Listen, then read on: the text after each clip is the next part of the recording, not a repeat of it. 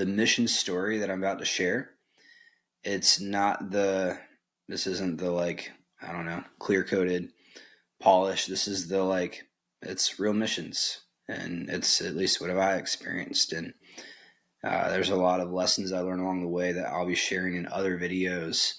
But if you wanted to know how did I get where I am today in missions and the experiences, and maybe some of the things, a few that have cumulatively led to where I lean with my perspective on missions. These are some of the experiences. And so let's begin. First missions trip was like 7 years old, Mexico border, Reynosa, working orphanages, Greyhound bus all the way there, 30 hours from Virginia. And I remember like going through shacks, like little towns of like little tin shacks and things. I remember seeing thorns like this big. I saw an alligator gar with teeth. I thought like, oh my gosh, dinosaurs live in a pond.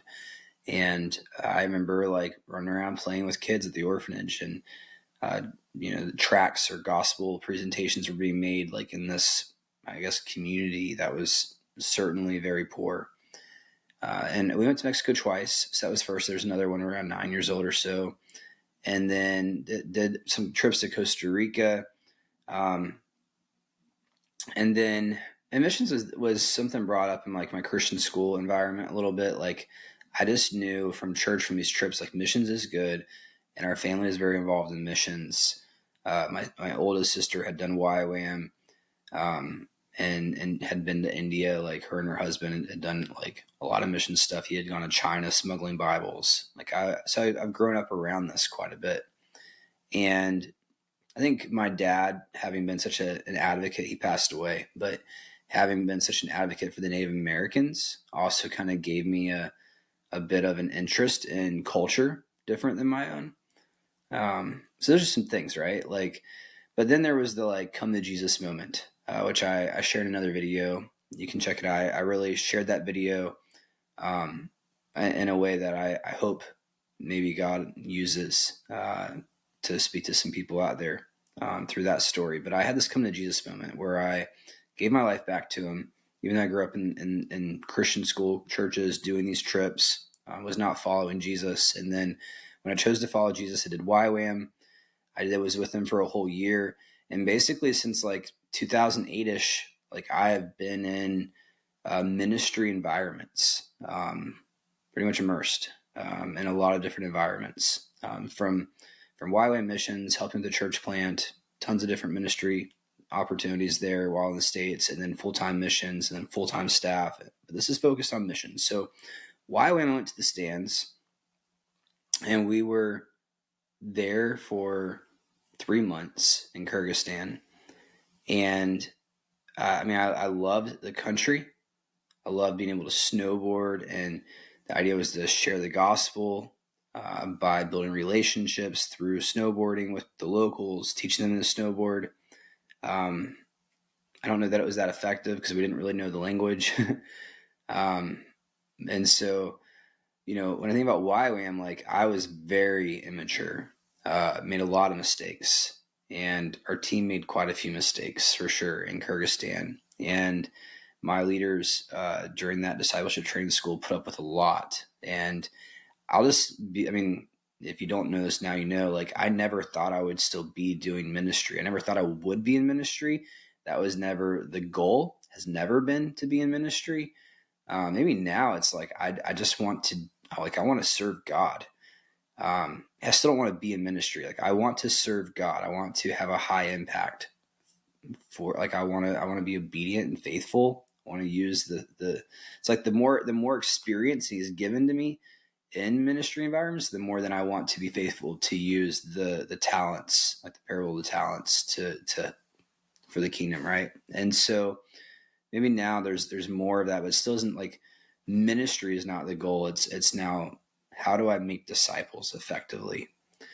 And Kyrgyzstan was like, man, like it was such an eye-opening trip because we made so many mistakes. We didn't know the language. Like I don't know that the gospel was ever shared.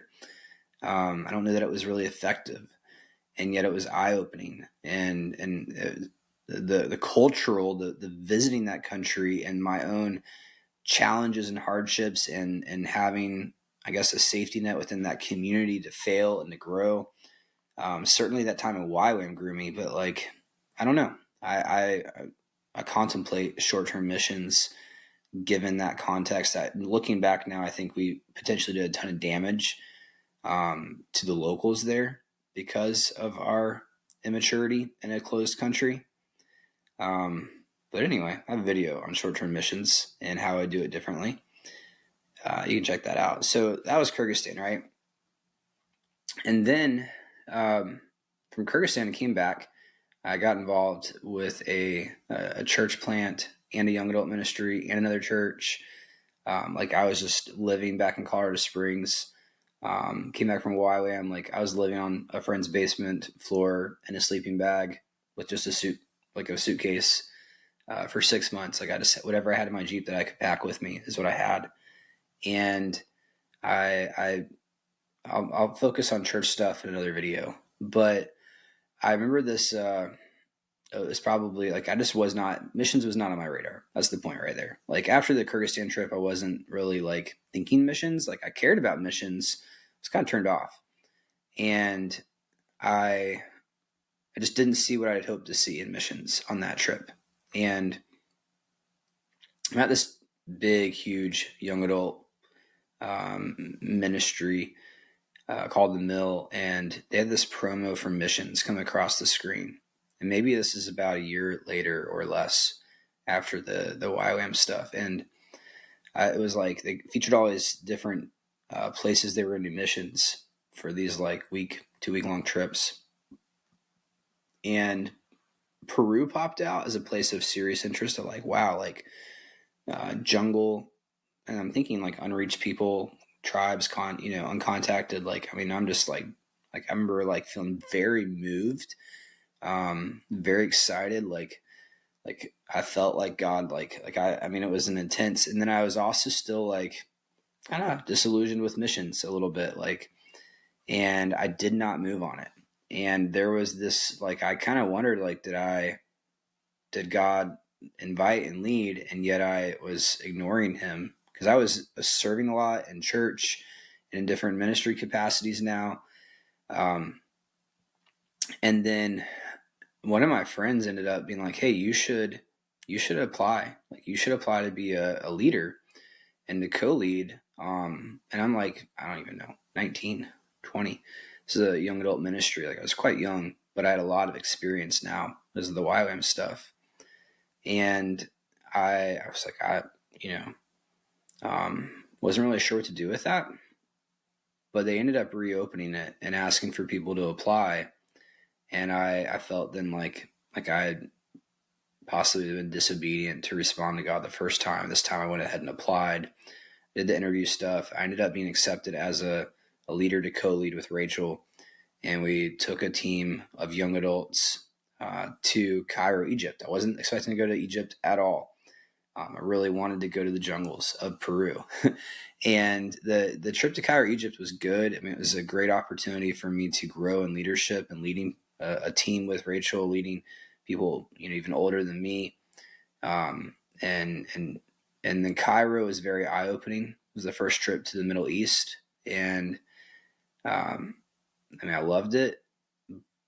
But I also then came back from that trip feeling a little bit again like, I don't think we shared the gospel. I don't think we did discipleship. We didn't see God really move. And I also saw young adults come back and just not really even following Jesus after the whole experience. That, it was like there was this big disconnect. And then I was frustrated. And I felt like I want to see people giving their lives to Jesus. I want to see God moving. I want to see the power of God. I want to see people, like, I'm reading the book of Acts in this season of my life, and I'm like, I want to live the book of Acts. Like, this is what I want. And if I do missions, like, I want to see the book of Acts in missions. Like, I don't want to just go and do events and programs and activities. And so I then though come back from this trip, and there was something that I think it was kind of catalytic of like, I missions has been something in my life, on my heart. And I'm now like, the Peru thing, like thinking God is leading me into missions. I don't even know where or what, but I was thinking like maybe Borneo. Like I remember looking at like plane tickets. I remember looking at Google Maps. I'm just trying to even figure this out. Didn't know where to begin. Didn't have a missions pastor. Didn't know even really anything about missions, even though I'd done all these trips. And I really didn't know anything about missions, even though I'd done a lot of trips. That's kind of the honest truth. And one of our family friends mentioned that there was a missionary they knew they supported coming into town that worked in Mexico, and they thought I should meet with them. And Mexico was like, no. But then they brought it up again. They were persistent, and they said, no, I really think like they work with Indians, they work with the indigenous, they do church plant stuff. Like, I really think you need to meet with them. And so I ended up meeting with who would be the director of the organization that I was with at a conference at New Life. And they were sharing about like their church planting pioneer work with unreached indigenous people in Mexico. And I mean, these people that speak Nahuatl as their first language, not Spanish. And I found out they were going to be doing missionary training. Like they were doing the stuff in the mountains that I'd done with backpacking as a part of the training. Like there were so many things that seemed like the dots were connecting. And the style of missions seemed like what I was really hoping to see. Like they were winning people to Jesus, sharing the gospel. They were doing a lot of discipleship and raising up pastors who were locals. And they were seeing God move, people healed, set free, and dead people raised. And I was like, man, that's kind of wild. But I read about it in the Bible. Like I'm open to that. And so I then was like, I remember pretty much feeling like God said go. And I went on this short-term trip. And this trip, I don't know if I really share about this trip, but I share about what I think is the best type of short-term missions trip. So I went on this trip for about a week. And on this trip, I just got to live with that family in Mexico and to like live in their home, do breakfast, lunch, and dinner. Like I got to sit in every single truck ride and ask tons of questions. I was able to go to every single house visit. I had no idea it was being said because I didn't know Spanish, but I got to watch someone literally do Bible study in Spanish for 3 hours. And at times they would tell me what was being asked or tell me what was going on or tell me what was being said. At other times I just sat there and watched. And I saw people on different house visits reject us, people on different house visits accept Jesus, us returning to people who had recently accepted Jesus to now be teaching them who Jesus is and what he taught. House church, I saw the discipleship of the national pastors and raising up new leaders. I mean, I saw all of this church planting movement happening in the mountains and jungles of Mexico where there were no believers or established churches. And then I got to live with the missionaries and really see what they do and how they live and who they are behind closed doors and the conversations they're having. And just like, I mean, that was like this immersive discipleship experience in and of myself and learning what they do to abide with Jesus, to make it in an environment so isolated without their own normal church community, but to do church planting. And then on this trip, I remember like we hiked down one day. It was probably like an hour into this canyon of the mountains. There was no access by road to this place. And I remember us sharing at this house and then went to the next. And the next house, there were these men outside. And things went sideways really quick. Like the guys quickly got very angry. And then it quickly escalated into them yelling and screaming at us. And I remember thinking, I'm going to die right now. Like this guy has a machete on me. And I don't know where I am, but we hiked from way up there down to here and just thinking like, I just have to run that way and I need to run faster. Like, I mean, it was this crazy moment of like, I think we're being threatened, and we got out of there. And they didn't attack us, but they did threaten, and they told us never to come back. And they were very angry, and they did not want our Jesus. They were fine with Mary you get into Catholicism in these regions, it's very different than what you may know or experience or know of. But that was this wild moment, right? We hiked back up the mountain, and there's so much more to the story, but I'll keep it short. Then I get to this house. We go to the next house. We're walking up to it to share the gospel. They kind of share some, like, this house, the person, they had this crazy history. That was kind of a high risk environment. Like, the truck was parked the right way in case we needed to get out of there quickly. And we're walking up, and this young boy meets us on the trail, and he's like, "Quick, come, we need you. We need help." We get to the house. As we're approaching the house, we see this lady screaming and yelling. And, well, we hear her. As we approach the house, you can see her through the doorway. She's in this chair. She is in agony and pacing kind of like back and forth in the chair.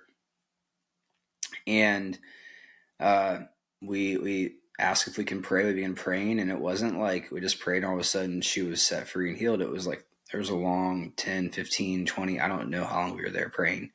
And then all of a sudden it just broke. And she said that God healed her, and the whole family gave their lives to Jesus.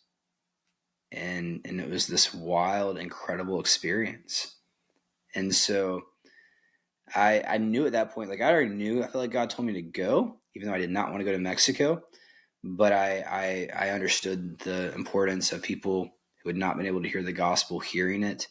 And I felt like God said, go. This trip was that, like, confirmation of, like, this is the, like, I read about this. I don't read anywhere where it says God stopped moving like this and you know, like the mission, when the church lives it out, like, and it was confirmation. And so then I was all in, and I basically, like, shared with the church that I was employed by, that I felt like God was leading me to go. I shared with all the youth, young adult ministries that I was leading in and helping, that I was feeling called to go. I dropped out of Bible school and dropped out of college. I was doing both to go.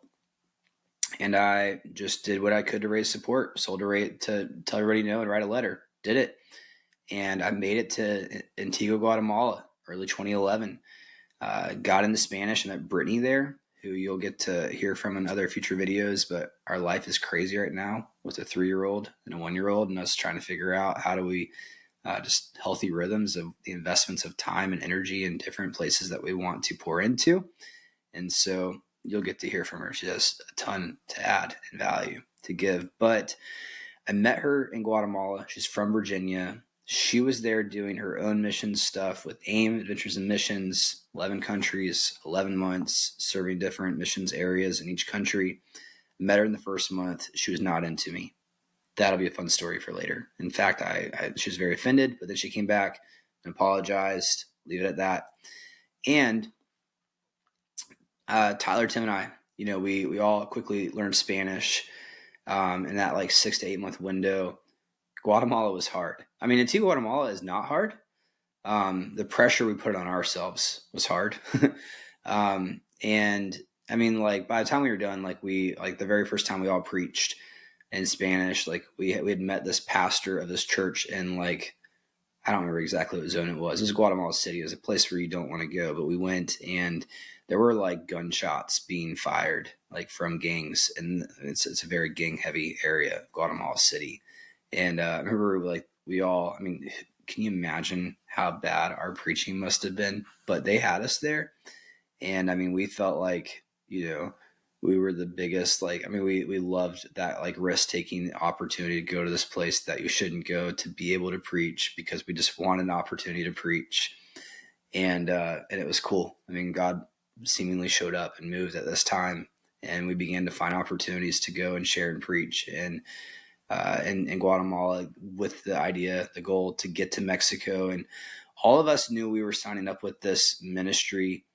And I'm going to leave the name out because I don't feel comfortable endorsing, and I want to be able to share about I learned a lot of amazing things. I'll get there, but also experienced a lot of hurt there. And so I've kind of scrubbed the name because I want to be able to take away from those experiences. I believe, well, let's just put it this way. Like, I learned a ton about disciple making, about church planting, about good practices of abiding with Jesus, about work ethic. I mean, like when you think about the training, like I learned the language, I learned how to do church planting, I learned how to like invest in nationals and to work with them. We planted, like we opened up areas in villages in Mexico. We planted a church, our team members and I in Nicaragua. Like and then like training wise, like we learned how to pray, we learned how to read the Bible, we learned how to cultivate our own self-sustaining, like you learn how to follow Jesus and not be dependent on a Sunday morning sermon to get you through the week, but like you learn how to abide and get life because you're abiding in him and get filled up that way. And training wise, I mean, like we had to learn how to do, fix your truck, change out tie rod ends, like learn how to change a tire, like yourself with bars, welding, framing, electric, the whole mountaineering, backpacking primitive. I mean, it was pretty intense. And then the 5-year commitment was, which I wouldn't recommend anybody ever commit to 5 years on a blank. But that was the commitment that was asked. I would say I was smart enough, but like I did not say yes to 5 years. I said like, hey, I'll keep that as a goal, but we worked out an agreement, and I was there for 6, by the way. But I said, the agreement then was when I transition, wherever God leads, to work with them on a good transition, and we did that. So there was that side, and then I'll keep going. And then there was the like really unhealthy leadership, like just in the sense of like strong leadership, but the style of leadership was very dictatorial, very military-ish, if that's the word. And if you questioned, that was not good. And if you disagreed, it was, oftentimes you were ultimately pushed into a like, are you surrendered to Jesus? Which is where it gets into manipulation, and then we get into the spiritual abuse.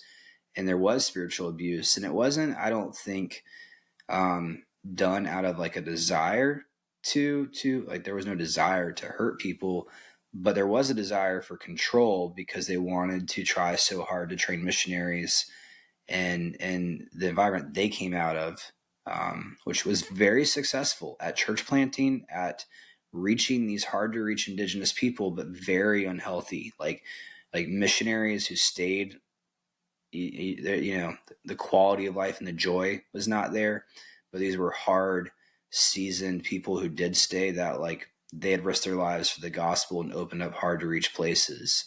So there was a lot of respect and honor to be given, but it was a very unhealthy environment that lacked joy and people didn't thrive in. And so that being said, it was just more of a toxic environment in that area. And I was so young, I didn't know. I just knew it was really hard, and I just needed to toughen up. And that worked really well as a young single guy. It was when my friends and I began to find, our partners and then get married and bring them into it, and things really quickly changed. And also new single people who came in who just didn't cut it because they, that environment wasn't healthy, and they weren't able to figure out how to cope in that environment. And while I share all of that, I'm not going to go into too great a detail, but I don't want to talk. I think I want to talk about spiritual abuse in future videos, and healthy, unhealthy leadership, but not even just in the context of missions, but just church in general. But I think it's something that we need to talk more about with providing solutions in a healthy kind of direction on those topics, right? But I will say that Brittany and I, to this day, I mean, we ultimately actually like raised a really big red flag and made it fully visible to everyone in the organization, all the leadership, the board members, and 3 endorsing pastors, because we felt like it was so unhealthy and there was no accountability. we did that with oversight, people in our lives, to make sure that we weren't off base. We did a survey with everybody who had been there. The retention rate of missionaries was 18%.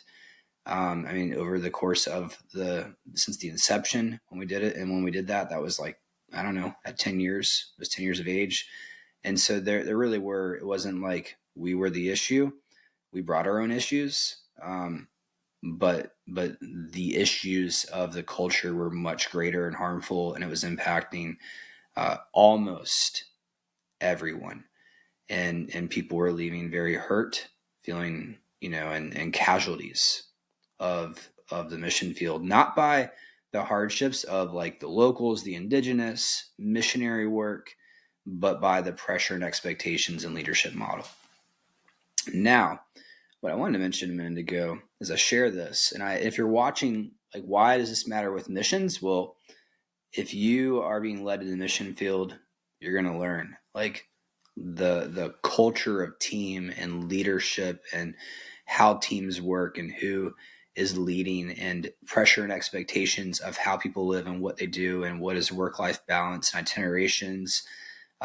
This is a really major, there's all of that. And then there's the component of like trying to figure out how do you do disciple making and share the gospel and possibly get kicked out. And then there's just the risk for the sake of the gospel.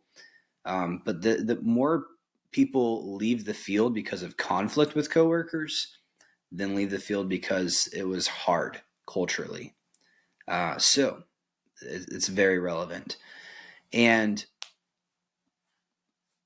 I just say that Brittany and I, we love the people there. We believe in them. If they were watching, we'd want them to know that. I learned an incredible amount of what it meant to follow Jesus and grow as a leader and grow in my spiritual formation. And really we believe in the potential, like the missionaries that we served under who had planted a lot of churches and seen God move in really powerful ways. Even though there was a lot of negative experiences in the leadership model and culture and style and approach, we still learned a great amount of what it meant to love God and to give one's life for the sake of mission and to make disciples and to be a disciple. And so we learned a ton. We believe in them. We love them. We just were advocating for healthier missionary care is what it came down to. And so, all right, so there's that big component. I met Brittany, Guatemala. The guys and I, we were in Mexico after that, though, and we were working in the mountains, and we very quickly, like, again, we learned this model of like discipleship where all of a sudden we're going with the missionaries to do the house visits with people who just gave their lives to Jesus, and there were always brothers with us, and we were always giving them opportunities to learn how to share the gospel or preach, and then we were preaching, and it was always like we were doing and then modeling and inviting people to learn how to do and coaching, and then we were sharing the gospel with a new family or in a new village where there were no believers, and then we'd go back and do house visits, and if there were enough house visits because enough people had given their lives to Jesus, or even just going to people who were still on the fence, like a church could be started, and we saw churches start, and we saw the makings of new leaders coming up out of this that we began to mentor and model. And I mean, we very quickly were just, doing what we call like the discipleship square, which is the, I do, you watch, I do, you help, you do, I help, and then you do, I celebrate. Like we got to be recipients of that discipleship model without ever knowing what that was or that being a thing. And it was this amazing experience where by the end of like our time in Mexico, like we were now going out and doing this and being entrusted to do this and making mistakes along the way. Like the time I drove $35,000 truck at age 21 into a ditch and got it stuck in the middle of nowhere in Mexico. And I mean, story after story of stupid things you do and learning, and then even things that you say that you're like, oh, I didn't mean to say that, like all of it, right? And you know, a lot of hiking in the villages, driving on 4x4 roads, church planting, and getting to just glean off the experience of the foundation of what the missionaries had built and what they had done and how God had moved. And we encountered a cartel threat. Come to find out, somebody was trying to steal the work, and they leveraged. I mean, it was a really scary, dangerous circumstance. And for context of like that environment, that season, like when we went into Mexico, which is around 2011, like 2010, like this is when the cartels were like, there was this massive battle with the president and the government, and like they were hanging people off of the bridges, and it was, dump trucks full of dead bodies, like on national news. It was a very heightened time. And so when we had this cartel threat, it was a big deal. We had to get out of there. And it was one of those, 3 a.m. and all the vehicles charging out of there, expecting a blockade. And you're trying to think of what's going to happen if there is a blockade. I mean, that was that environment. And I would say there was some kind of PTSD, trauma from this whole experience. And nothing like what people who really experience war are experience, but there was it was just this wild moment full of stress and anxiety and high risk that we lived in, and then going in and out of the villages, then driving and going and staying in these places for a season to keep the work moving and checking in. The guys and I would go in, and we would go in incognito, and we would do the hiking, do the sharing, do the house visits, do the church visits, check on the pastors, and then we would get out. So we wouldn't tell people we were going in, and we'd be in for maybe 1 to 3 days, and then we'd go out and we'd do these visits. And I mean, that was a wild time as well. Crazy one. I remember the one visit we did, we stayed in this empty house in the jungle, and it was just this empty house. They knew we could stay there. It wasn't going to I'm sure everybody knew there were gringos there, but nonetheless, we're in this house, and I've never slept. And I've done a lot of, I've got, I don't know, 7 to 12 months, living in a backpack wilderness, that level of backpacking. And this was different. This house, there were spiders this big. If you look it up, it's like a scorpion spider, and these crazy, look like crab claw, wild things. They were all over the house. Wisp spiders, maybe is what they're called. Anyway, these wild centipedes that were yellow and black. I mean, there were scorpions. I mean, they were all over the inside of this place in the middle of the night. And I mean, we stayed there, and we made it. Okay. So we start working in this other area of Mexico. It doesn't work out. We're still doing the in and out incognito thing. And it didn't work out due to some it just didn't work out with the other missionary family and their work and leadership style and culture. And let's see. So we end up scouting Nicaragua. Nicaragua is the place to go. Brittany and I are dating this time. We're doing long distance. And we end up then, Brittany and I, with one other missionary family, opening up Nicaragua. And before we get there, Brittany and I are in the States. I had a couple months to get ready. We get married. We had 30 days after we got married. So we had a 1 week honeymoon, and then however many days out of that 30, 21, to finish itinerating and raise support now that we're married. And that was the most stressful thing, where, I mean, the writing was on the wall that we were not ready. But we drove across the United States, got to Texas because we had to be in Texas in order to leave all our stuff there. And we make it to Guatemala so she can learn Spanish. I'm doing Greek and Hebrew studies and just doing some huge studies like systematic theology on forgiveness, on grace, and all these things. And we're trying to learn each other because we just got married, and a ton of pressure. We make it to Nicaragua. We join the team. We're scouting, looking for locations where there are no churches or no believers. And Nicaragua, we anywhere from 15-minute drives to 3-hour drives. We found locations where you had to put in 4x4 low. You drive for 45 minutes to an hour, 4x4 low to get in, and then we'd park the car, and then we'd hike for an hour. We actually found one of the most, that was a very remote area, and they had no church, no Christian believers in that village, no 4x4 access. Like, you couldn't get to it. Like, they all walked in and out or rode horses in and out, and were sharing house to house. And so anything from like to that extreme to being able to drive straight in and then just hike from house to house in the village that you could drive to. And that was Nicaragua was a very eye-opening experience. The family that we worked with are good friends of ours.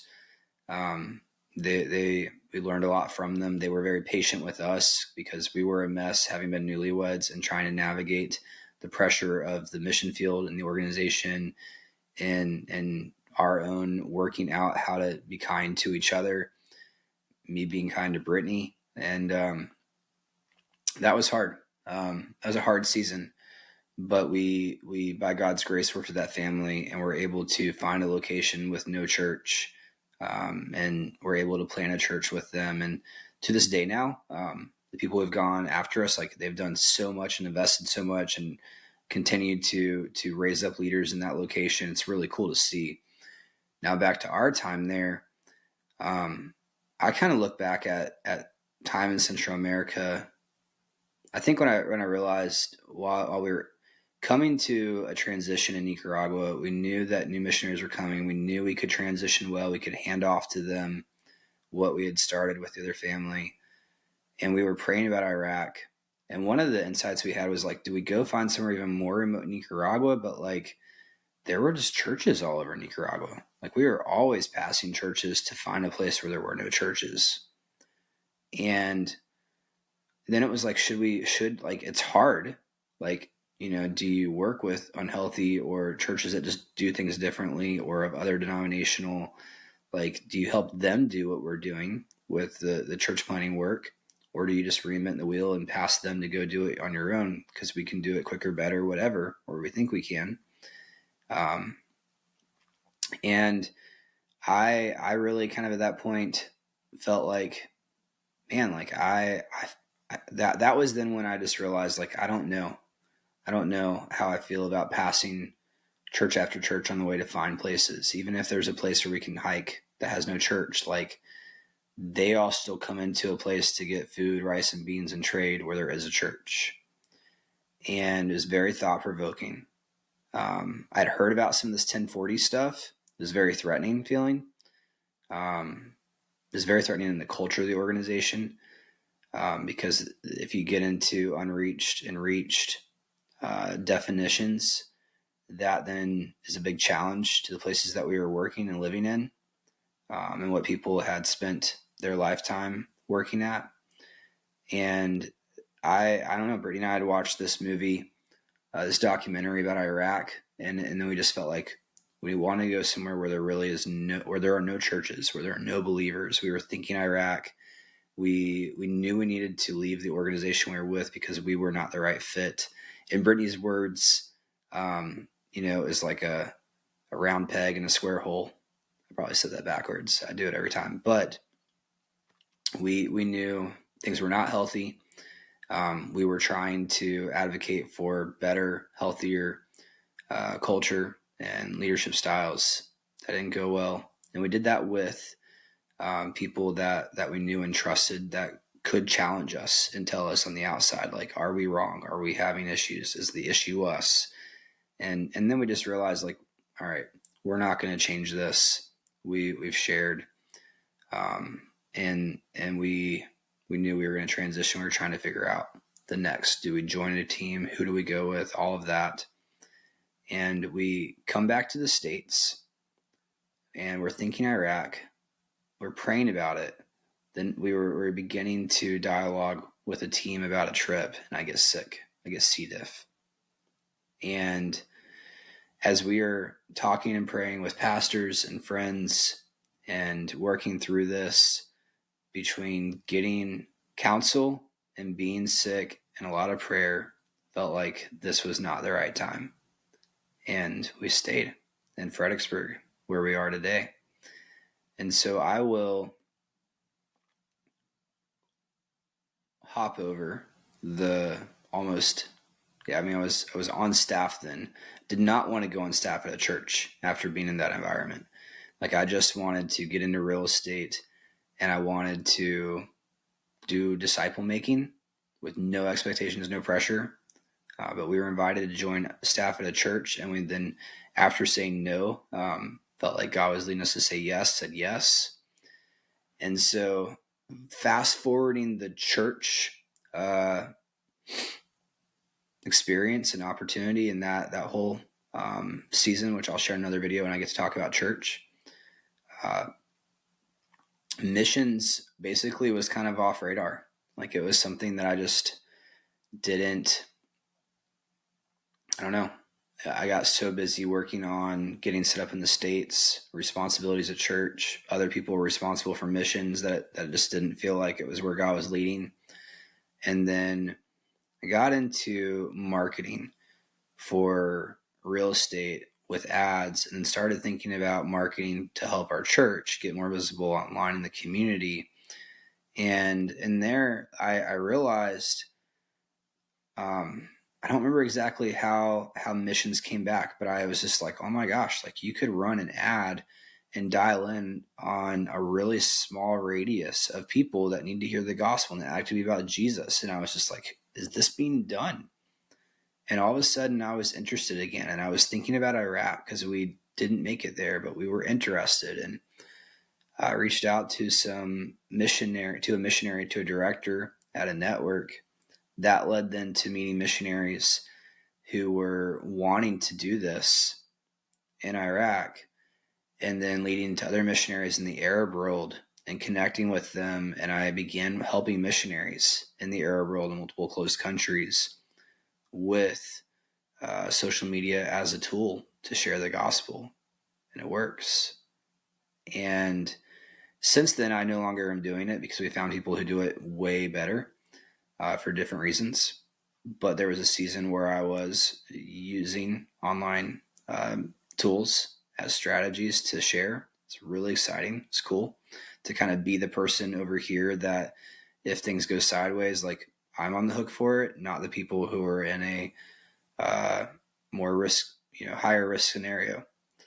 And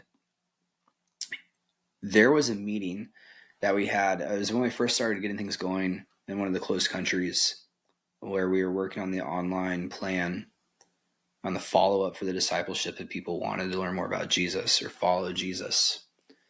And I remember asking the missionaries, like, hey, is there anything else we can do to help? And I was really excited about getting this going. And all of a sudden, it was like this mic drop. Like, maybe it's not mic drop, bombshell, like bomb moment. I don't know. Like, all of a sudden I got hit with like a slap of reality. The missionary was like, honestly, like, even if you can get a ton of people to say yes, like, they want to know more about Jesus, like, we can't handle that.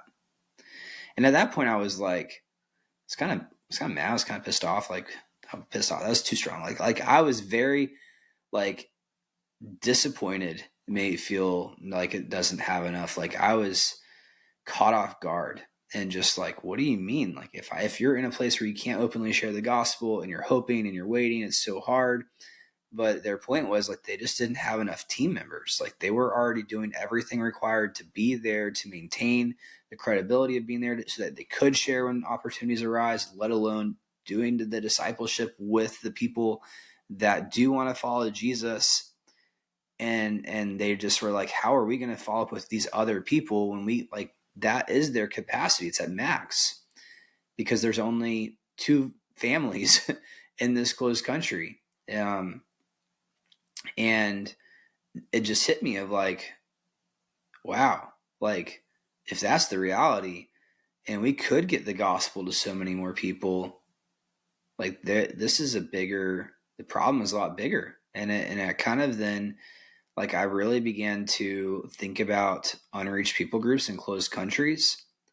And then when I started to realize the void of missionaries in closed countries, and the data that was talking about the 3% of missionaries that are in closed countries, which is 40% of the world, but 97% of the missionaries are in reached countries, like where I had been in Central America, passing church by church. it just, for me, connected all the dots. And I felt like God then has put on my heart to advocate for the unreached and missionaries going there, and then to use what I observed in my experience working in pioneer church planting, demographic, but in this context of Central America and highly reached countries, and what I've seen with the church there, and what I've seen in doing church planting work there, and what I think could be done differently. But then now having been to the Arab world, and so felt like all of a sudden this is where God was leading, was in this mobilizing area and trying to figure this out. Fast forward, I felt, I guess it was maybe in 2020 is where it started, around COVID. 2021, there was a big shift in my mindset and perspective and vision around church planting in the States and discipleship in the States and church, and how are we doing it, making disciples. And then also was doing this missions thing and realizing we need to send missionaries. How is this happening? So few churches that I knew and were in proximity to were actually doing really strategic missions or doing any mission sending. And I knew God was leading me out of that environment of staff to work on discipleship and work on mission sending. And I reached out then to a network about joining them in mobilization, and they were like, this is what we need, but they're so focused on just the training of missionaries in the hard to reach locations in the Arab world and other areas, Arab world, India, Southeast Asia, that whole 1040, right? And they invited me to join them, but I felt like it was this dual split, like God put on my heart this local discipleship and this missions mobilizing piece that I had to figure out how to engage with both. It couldn't be one or the other. And so I said, like, I'd like to learn more. They brought me out. It was supposed to be Morocco, Jordan, Egypt. It ended up only being Jordan and Egypt on this trip. And then, by the way, there were other trips throughout this whole time span I've given.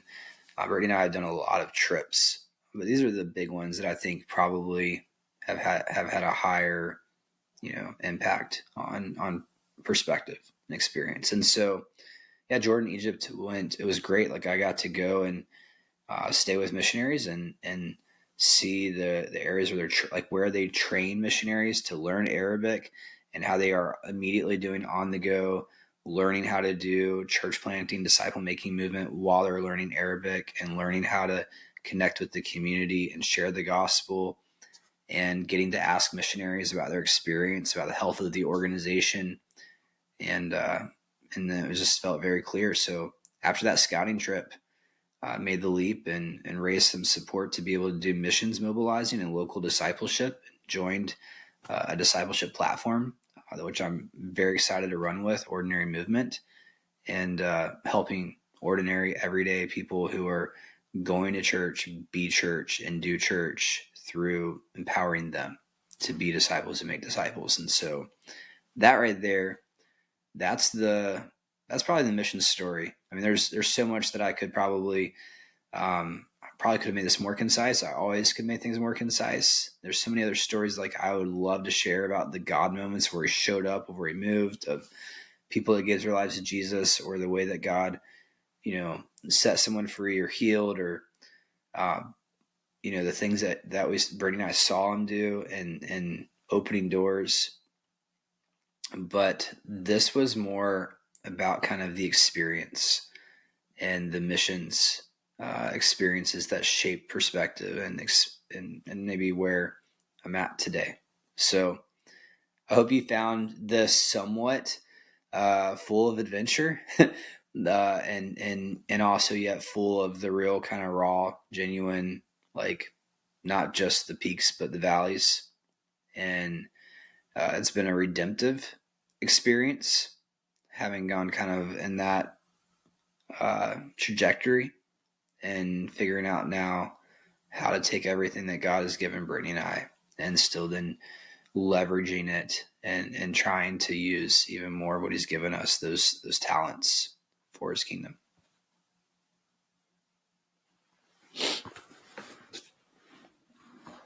Hey, by the way, you made it this far. this is probably where I'm just not going to do jump cuts and stuff on these videos, I don't think.